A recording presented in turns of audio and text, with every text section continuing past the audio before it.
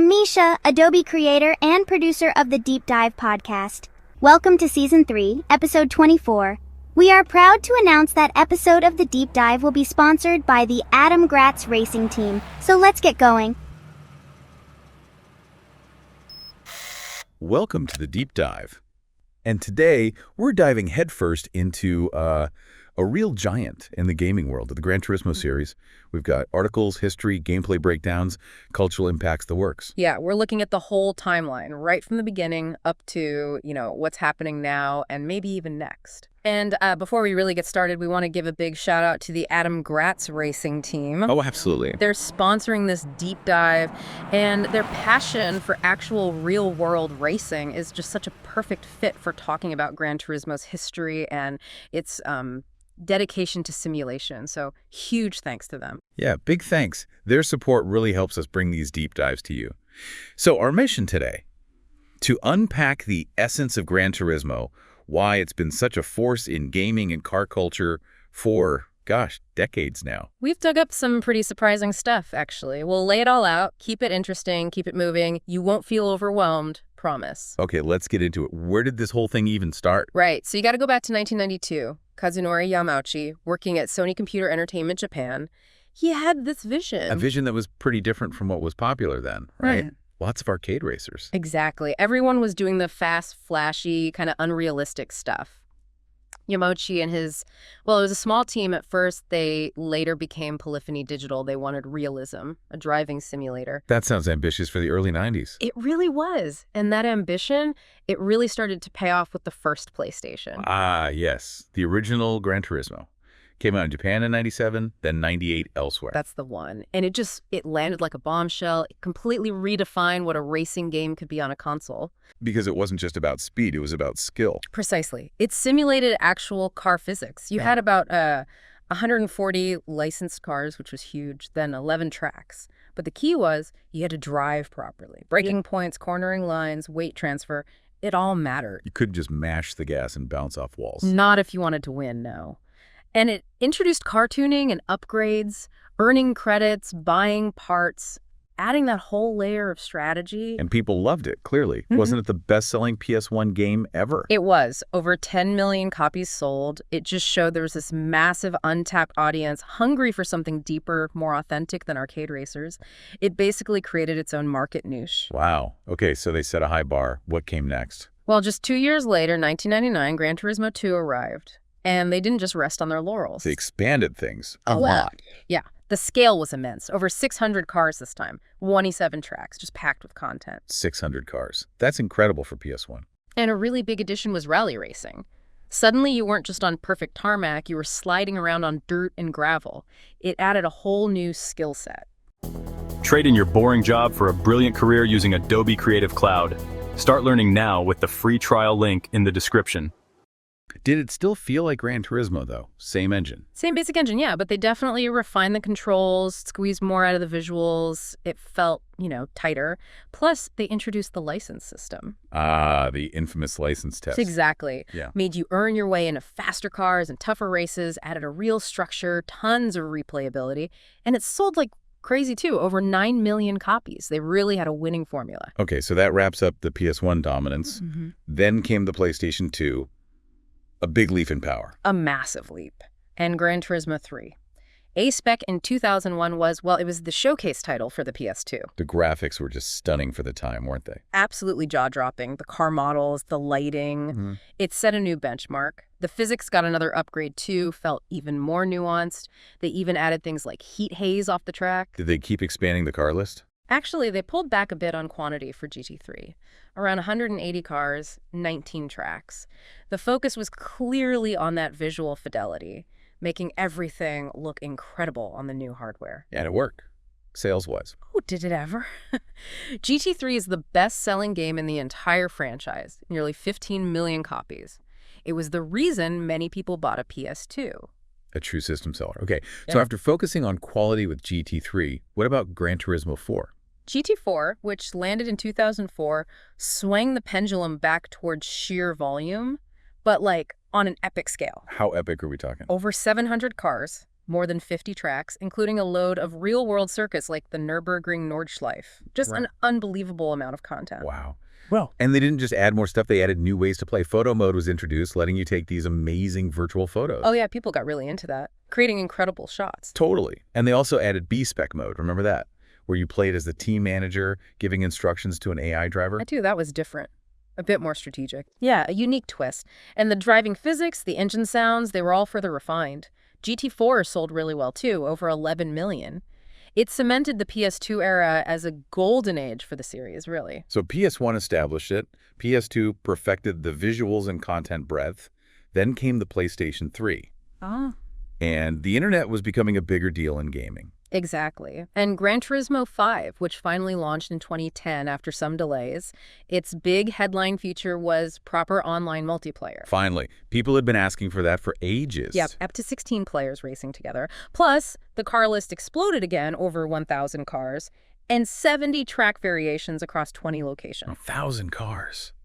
How did they even model all those? Well, that led to a bit of controversy, actually. They had premium cars, which were modeled to an incredible level of detail inside and out, and then standard cars, which were basically upscaled models from the PS2 games, looking much less detailed. Ah, right. I remember that split. People weren't too happy about the standard cars. No, not universally. Plus, GT5 introduced dynamic weather, damage modeling, which was also a bit limited initially, and, controversially, the beginnings of microtransactions and what some felt was a very grind-heavy progression. So a massive step forward online, but maybe some teething issues with the new scale and features. That's a fair way to put it. Still sold incredibly well, mind you.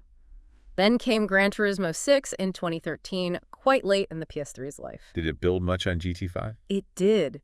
Even more cars over 1,200, refined physics again. They added those kind of quirky lunar rover missions. Yeah, driving on the moon. And a course maker, which was pretty cool. But the really standout thing was the Vision Gran Turismo project. Oh, where real car companies design concept cars just for the game. Exactly. I had these amazing futuristic designs from Mercedes, BMW, Nissan. Yeah. It was a fantastic collaboration between the game and the auto industry. That sounds awesome. How did GT6 do sales-wise, being so late? It sold less than GT5, yeah. Likely because the PS4 was either out or just about to launch. Timing wasn't ideal. Right, timing is everything. So that leads us to the PS4 era. And Gran Turismo Sport in 2017. That felt like a different direction. A very different direction. GT Sport pivoted hard towards online competitive racing and esports. It was almost entirely focused on that. So less single-player content. Much less. Fewer cars, fewer tracks compared to GT6. The whole structure was built around scheduled online races, driver ratings, sportsmanship ratings, becoming a virtual racer. But it had VR. It did have PlayStation VR support, yeah, which was pretty immersive. But the big sticking point for many was the always online requirement. You needed an internet connection for almost everything, even saving your progress. Oof. That wouldn't have gone down well with the traditional fan base who loved the huge offline career modes. It really didn't. The reception was very mixed, great for competitive online players, but a disappointment for those wanting the classic Gran Turismo experience. Which actually brings us nicely to the current generation. Gran Turismo 7, PS4 and PS5, released in 2022. Trade in your boring job for a brilliant career using Adobe Creative Cloud. Start learning now with the free trial link in the description. And this felt like a course correction. Absolutely. It was widely seen as a return to the series' roots. They brought back the deep single-player campaign, the car collecting, the tuning, alongside the robust online features from GT Sport. Best of both worlds, really. How's the content? Car count. Over 400 cars at launch, meticulously detailed, over 90 track layouts, and crucially, dynamic weather and time of day changes across many tracks, which significantly impacts the racing. And on PS5, it takes advantage of the hardware, yeah. Faster loading, better graphics. Oh, definitely. Stunning visuals, ray tracing options in certain modes like replays and escapes, near instant loading times, and a really impressive use of the DualSense controller's haptic feedback and adaptive triggers. You can feel the tires, the gear shifts. And they added PSVR 2 support later too, right? They did, yeah. Full VR2 support came post-launch, allowing you to race the entire game in VR, which is pretty incredible. GT7 really feels like a culmination, blending the classic formula with modern tech. Okay, that's a great overview of the series' evolution. Let's dig into GT7 a bit more. What makes that driving simulation feel so, well, real? What's under the hood? Well, it's incredibly complex. They use something called computational fluid dynamics, CFD. It's basically like a virtual wind tunnel. It simulates how air flows over and around the car, affecting downforce, drag, even how drafting works. So it's not just preset handling models for each car. No, it simulates the physics in real time. Things like weight transfer, how the car pitches and rolls when you brake, accelerate, corner. The suspension model is sophisticated. Understeer, oversteer. It's all dynamically calculated based on the car's specs, your inputs, and the track conditions. And those track conditions change dynamically too, like rain. Yep, rain can start, stop, the track can dry out unevenly. There's even a simulated water layer on the surface that affects grip. You have to constantly adapt your driving line and technique. It makes races feel much more alive, Sounds intense. Did they work with real experts? They do. They've collaborated with people like Lewis Hamilton, the F1 champion, and tire manufacturers like Michelin to really dial in the feel, especially the tire physics, how they heat up, wear down, lose grip. But there's still that debate, isn't there? Is it a pure simulator or more of a simcade? Realistic, but still accessible? That debate will probably never end. It's incredibly realistic, more so than most console games, but maybe not quite at the level of some hardcore PC sims. It strikes a balance, aiming for deep realism, but without being utterly punishing for players using a controller, for example. Makes sense. Okay, and collecting cars is obviously huge in Gran Turismo. How does that work in GT7? It's absolutely central. There are over 400 cars now from 60-plus manufacturers. You earn credits by racing, completing challenges, menu books in the cafe. Ah, the cafe menu books. We'll get to those. Right, and you use those credits to buy cars. They brought back the used car dealership, which is great for finding bargains or older models. And the Legend Cars dealership has these iconic, often very expensive historical racers that rotate in availability. So there's an element of luck and timing in finding specific cars. Definitely. It encourages you to keep checking back. They also added collector points and a collector level, which rewards you for owning a wide variety of cars and unlocks certain features as you level up. Nope. Microtransactions. They're in GT7 too, right? For buying credits. They are, yes. And that was a significant point of criticism, especially early on. Some of the high-end cars require a lot of credits, which translates to either a huge amount of grinding races or spending real money. They did adjust the economy after launch, following player feedback, making credits easier to earn, but the option to buy them is still there. Always a tricky balance. What about customizing the cars you collect? Oh, the customization is incredibly deep. The tuning shop has over 60 types of performance parts: engine tuning, suspension, transmission, brakes, turbos. You can really tinker under the hood. And visually. Paint, wheels. Yep, GT Auto handles all that. Tons of paint options, wheels, aerodynamic parts like spoilers and splitters, roll cages, you name it.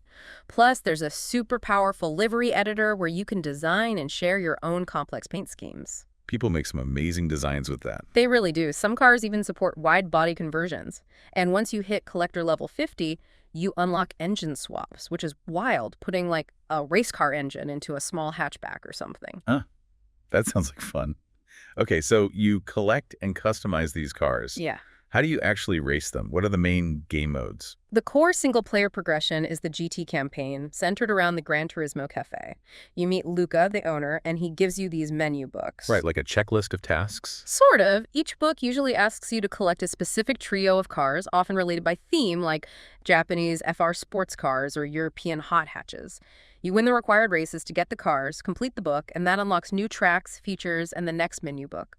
Luca also gives you little snippets of car history along the way. How did people find that structure? It's a bit divisive. It's very guided, quite linear, good for introducing newcomers to different car types and the game's features, but some veterans miss the more open-ended career modes from older games where you just picked events and championships. I can see that. What else is there for single player? The license tests are back. Oh yes, the classic license tests are back, pushing your driving skills. There are also driving missions, which are specific challenges, and the circuit experience mode, which is fantastic for learning tracks section by section, aiming for gold times on each part. Okay, so plenty to do offline. What about online? You mentioned sport mode from GT Sport is back. It is, yeah. That's the main hub for serious competitive online racing. It uses your driver rating, DR, to match skill levels and your sportsmanship rating, SR, to encourage clean racing. You get penalized for collisions, cutting corners, that sort of thing. And there are regular races. Yep, daily races that change frequently with specific car classes and regulations. And then there's the big one, the Gran Turismo World Series, GTWS. That's the official esports championship, right? Yeah, exactly. It used to be FIA certified. Now it's run directly by Polyphony. It has two main series. The Nations Cup, where players represent their countries, and the Manufacturers Cup, where they race for brands like Toyota, Porsche, Ferrari, etc. Highly competitive, broadcast professionally. And Gran Turismo's involved with the Olympics now, too. Yeah, they partnered with the IOC for the Olympic Virtual Series and later the Olympic Esports Series. It really shows how seriously virtual racing is being taken now. Outside of the super serious sport mode, can you just race online casually? Absolutely. You can create or join online lobbies, set up custom rules, car restrictions, track choices, perfect for racing with friends or just having some relaxed fun. And there's even two-player split screen for couch multiplayer. Split screen, a rare treat these days. Does online work between PS4 and PS5 players? That does, yeah. Full cross-gen multiplayer, which is great for keeping the player pool large. Okay, shifting slightly but related to competition. GT Academy. That was a huge deal, wasn't it? Taking gamers to real racing. It was absolutely groundbreaking. Ran from about 2008 to 2016, partnered with Nissan. They'd find the fastest Gran Turismo players through online competitions, put them through intense real-world driver training camps, and the winner got a professional racing contract with Nissan. And it actually worked. Yeah. People went on to have real careers. Yes. Several graduates had significant motorsport careers. The most famous is probably John Mardenborough. His story is just incredible. Went from his bedroom playing GT to racing at Le Mans. And that's what the Gran Turismo movie was based on, right? Exactly. It tells his story. It's a fantastic example of that line blurring between virtual and reality.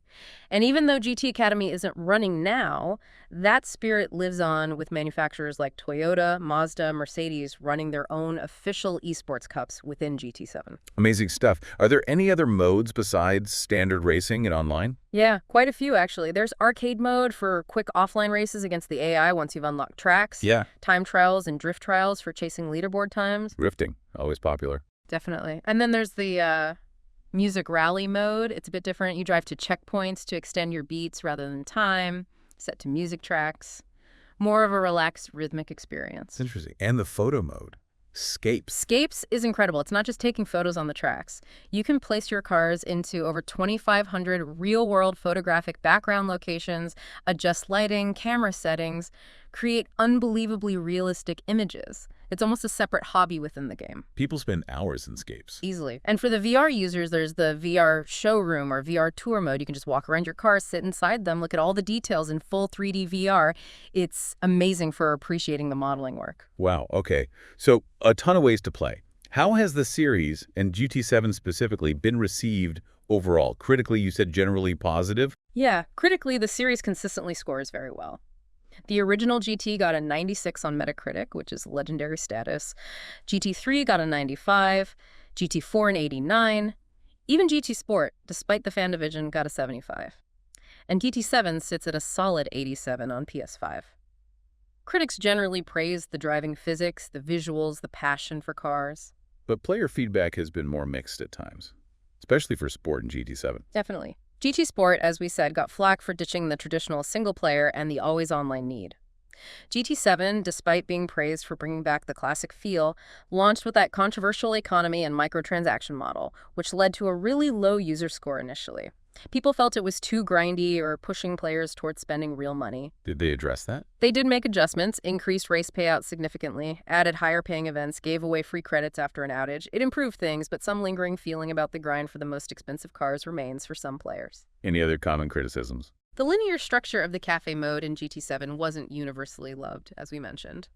And a recurring criticism across many GT games, including 7, is the AI for opponent drivers in single-player races. Sometimes they feel a bit too robotic or predictable, not offering the same dynamic challenge as human opponents. And the always-online requirement for saving progress in GT7's campaign still annoys some people. Right. Despite those bumps, the series has racked up plenty of awards and recognition, hasn't it? Oh, absolutely. GT7 won Best Sports Racing Game at the Game Awards 2022. It was nominated for Best VR Game in 2023 after the VR2 update. The series holds Guinness World Records for things like the sheer number of cars featured. The Vision GT project got special recognition for car design. They even have their own awards show at the SEMA Auto Tuning Show every year. And the movie getting nominated shows its cultural reach, too. Yeah, Best Adaptation nomination at the Game Awards 2023. It really highlights that Gran Turismo isn't just in the culture, it's influencing it. Which is a great segue. Let's talk about that wider cultural impact. How has Gran Turismo shaped things beyond just being a game? Well, within gaming, it's undeniable. It basically created the console sim racing genre as we know it. It set the benchmarks for realistic handling, detailed graphics, licensing real cars, that whole package. It made racing wheels popular for consoles too, didn't it? Big time. People wanted that extra immersion. And you can definitely see its influence on games that came later, like the Forza Motorsport series, which adopted a similar model of car collecting, tuning, and realistic physics. Even the way integrated RPG-like progression, earning credits, buying cars, upgrading them, was quite innovative for a racing game back then. And outside of gaming, its effect on car culture. Huge. For countless people, Gran Turismo was their first introduction to a massive world of cars they'd never otherwise see, especially Japanese domestic market legends, Skylines, Supras, RX-7s. Yeah, it definitely boosted the popularity of JDM cars in the West. Absolutely. And it fostered this huge interest in car modification and tuning. People learned about aftermarket parts, suspension setups, engine swaps through the game. You could argue it even influenced real-world car customization trends to some extent. It's kind of educational too, with all the car info. Totally. The in-game descriptions, the histories. It's like an interactive car encyclopedia. And those partnerships with manufacturers, debuting concept cars like the Vision GTs or even production cars, it blurs that line between game and reality. And we have to mention GT Academy again here. That's the ultimate example of bridging that gap. It really is. Taking gamers, finding real talent through virtual competition, and turning them into professional racers. It's an incredible story and a testament to how realistic the simulation had become. Jan Martinborough's success is the ultimate proof of concept. Truly remarkable. Let's switch to the technical side. The series has always pushed hardware, especially visually. Oh, consistently. You look at the polygon counts from the PS1 original versus GT7 on PS5, it's orders of magnitude different. GT7 is running in beautiful 4K, supports HDR for incredible color depth, and uses ray tracing for ultra-realistic lighting and reflections in modes like scapes and replays. Even compared to GT Sport on PS4, the jump to GT7 on PS5 was noticeable, right? Yeah, much more detailed environments, better lighting, more particle effects. It's a clear step up. And there are whispers about the upcoming PS5 Pro update potentially enabling ray tracing during actual gameplay, maybe higher frame rates like 120 hertz, or even experimental 8K output. They're always pushing. And the physics simulation keeps evolving alongside the visuals. Constantly. As we discussed, GT7's physics are grounded in real science. CFD for aerodynamics, complex tire modeling with help from Michelin, simulation of weight transfer, suspension geometry, drivetrain effects. They're always striving for more accuracy. Capturing that science of speed. Exactly. Simulating tire wear, temperature changes, fuel consumption, how slipstreaming affects airflow. It's incredibly detailed, though, again, that sim versus simcade debate always lingers depending on who you ask and what assists they use. And the sound. That's crucial for immersion, too. Has that evolved much? It really has. Early games were, okay for their time. But GT7 uses advanced 3D audio tech, especially with headphones on PS5. Polyphony developed their own sound engine, the AES synthesizer, to dynamically generate engine noises based on throttle, load, RPMs. So they're not just playing recordings. It's a mix, and it's synthesized dynamically for responsiveness. They do meticulous recordings of real cars' engine notes from different perspectives, exhaust sounds, intake noise, transmission whine, even tire squeal and impact sounds. They capture a ton of data. Has it always been perfect? Sound is often subjective. True. While GT7's sound is a big improvement over GT Sport, especially your own car's engine and the environmental audio, there have still been some criticisms about things like opponent engine sounds sometimes being less distinct or the overall mix needing refinement in certain situations. But the focus on realistic audio is definitely there, even extending to the sound design for the Gran Turismo movie. Okay, so looking ahead, what's the future hold? GT7 is still getting updates, right? Oh yeah, Polyphony has been incredibly consistent with free updates since GT7 launched. New cars added almost every month, new tracks, new cafe menu books, new events. Wasn't there a big Spec 2 update recently? There was, yeah. That added a bunch of significant features at once. New cars, a new track, like Louis' Snow Track, opening movies, dashboard enhancements, improvements to split screen, and crucially, the first phase of integrating Gran Turismo Sophie. Ah, Sophie. That's the super advanced AI driver they developed with Sony AI. That's the one. It's designed to race more like a human, be much faster and more challenging, but also capable of racing fairly and even exhibiting etiquette. Initially, it was only available in specific limited-time events on PS5, but the plan seems to be to integrate it more deeply over time. And the VR2 support is ongoing, too. Yep, fully supported. It's a major pillar for the game on PS5 now. So GT7 has a long life ahead. But whispers of what's next. Gran Turismo 8. Kazunori Yamauchi himself has confirmed, yes, Gran Turismo 8 is in development. He's even teased that it might have a more focused central theme, though what that means is anyone's guess right now. Any speculation on when or what platform? Pure speculation, of course. But given development cycles, maybe sometime between 2026 and 2028, whether it's a PS5 title, a cross-gen title, or even a potential PlayStation 6 launch title. Impossible to say yet. Fans are hoping for even better VR, full Sophie AI integration from the start. And the big question, will Gran Turismo ever come to PC? That rumor pops up constantly. Sony has been bringing more of its first-party games to PC lately, so it's definitely more possible than it used to be. Yamauchi hasn't ruled it out, but hasn't confirmed anything either. We'll have to wait and see if GT7 or maybe GT8 makes the jump eventually. And there's that partnership with Sony Honda Mobility, too. The Affola car. Right. Sony's joint venture into electric vehicles. Yamauchi has mentioned collaboration, potentially using Polyphony's simulation tech for real-world car development, and it seems almost certain that AFEEL vehicles will appear in future Gran Turismo games, another interesting convergence of virtual and real. Okay, wow. We've covered a massive amount of ground there, from those early ambitious days on the PS1 to the incredibly sophisticated simulation and cultural force it is today. It really has been an amazing journey, that blend of pushing for realism while still being, fundamentally fun and accessible for millions. That's the magic ingredient. I think it's why it's resonated for so long. And it's not over. GT7 is still evolving. Yeah. And the anticipation for what comes next with GT8 is already building. It really is the real driving simulator. And let's give one final big thank you to the Adath Racing team for sponsoring this deep dive. Their support is hugely appreciated, and their connection to real-world racing just feels so right for this topic. Absolutely. Thanks for joining us for this deep dive. It's been a pleasure. We'll see you next time. See you later. And that's a wrap on this deep dive. I'm Misha, and let me send out a huge thank you for listening. If you want more content on gaming, education, or other fun stuff, head over and find me on YouTube. Link is in the show notes. Thanks again for tuning in, and I'll catch you on the next deep dive.